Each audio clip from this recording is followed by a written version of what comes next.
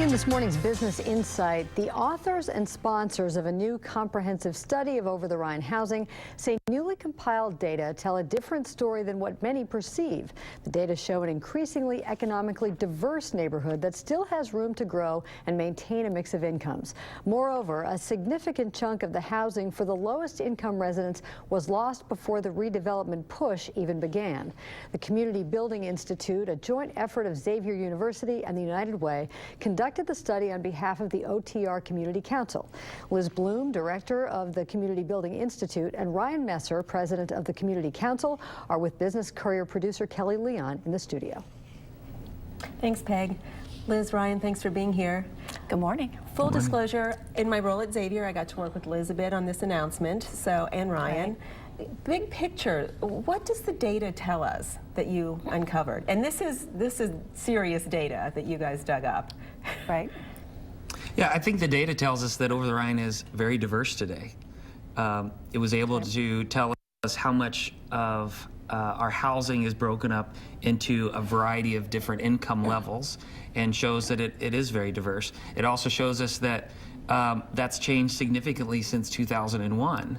And frankly, as kind of the opener talked about, that happened maybe before 3CDC, and a lot of the more recent redevelopment happened because of legislation changes and how people at the lowest end of our spectrum, how their housing was managed with vouchers, et cetera.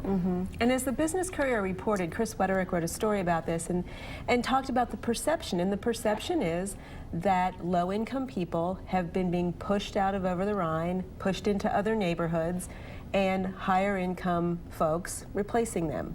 What does the data say about that? So I think that it's definitely so that there are fewer low-income people in the neighborhood than there were 10 years ago. And I think that the housing that was available for them is different, right? I think one of the things that's true is that the people who are living in the neighborhood at 30% of area median and below are living in better housing. I think that there has been lots of improvement from people like Over the Rhine Community Housing Partners and Model. Those kind of organizations have been pretty deliberate about renovating and holding on to affordable housing. There's about 20% of the occupied housing now is occupied by people of very low income. And that's intentional, and the people in the neighborhood want to make sure that there's still room for everybody in that neighborhood. It is also true that there's more housing at higher price points. I mean, you just can't help it wasn't there before. You can't help but see that when you pay attention. I actually hope that one of the things that the report does is give us a better sense of the need for affordable housing region-wide, right? It can't just be about housing that gets provided in over the Rhine. I think we need to provide affordable housing in neighborhoods all over the city. I think one of the things that happened, and Ryan's right, the way that HUD manages affordable housing used to be that the apartment was subsidized. Now people have vouchers and they can go anywhere they want. And I think a lot of what happened when housing moved out of the West End and over the Rhine was that people went to low-income landlords, slumlords, some would say, and are living in some pretty deplorable conditions in private market housing that's available for very low income. And I think there's a real issue about making sure that everybody's got safe sanitary housing in whatever neighborhood they live in. So how will this data, this study, guide the future, which is, Ryan, what I've heard you talk about, that there's so much more development to do in OTR? And this data will be pivotal in terms of decisions that are made. Is that correct? That's right. And, you know, I think we don't know the exact number. We're getting very close to that, of just a couple hundred empty buildings still yet to be occupied.